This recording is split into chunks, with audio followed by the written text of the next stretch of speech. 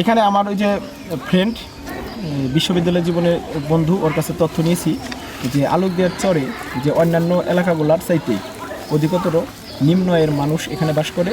আর এখানে যে শিক্ষা প্রতিষ্ঠান আছে, এখানে যারা পড়াশোনা করে তাদের পরিবার অধিকতর নিম্ন আয়ের, অধিকতর দারিদ্র। এটা বিবেচনা করেই আমরা এই জায়গাটা পছন্দ করেছি। ছাত্র সংগঠনের সাথে জড়িত বাংলাদেশ জাতীয়তাবাদী ছাত্রদল ঢাকা জেলা উত্তর শাখা সাধারণ সম্পাদক আমি।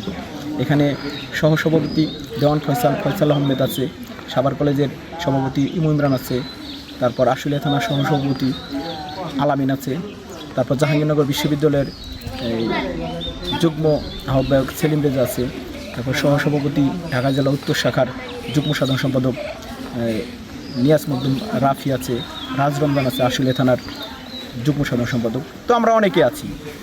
তো কিন্তু আমরা এখানে এসেছি বৃন্তন যে সামাজিক সংগঠন, সেই সামাজিক সংগঠনের ব্যানার থেকে।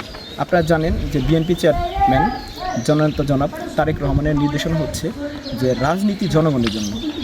তো রাজনীতির চাইতেও আগে প্রায়োরিটি হচ্ছে মানবতা, সামাজিকতা। তো আমরা সেই মানবতাকে প্রতিষ্ঠিত করার জন্য এই প্রত্যন্ত অঞ্চল আলোকদিয়া চলে এসেছি।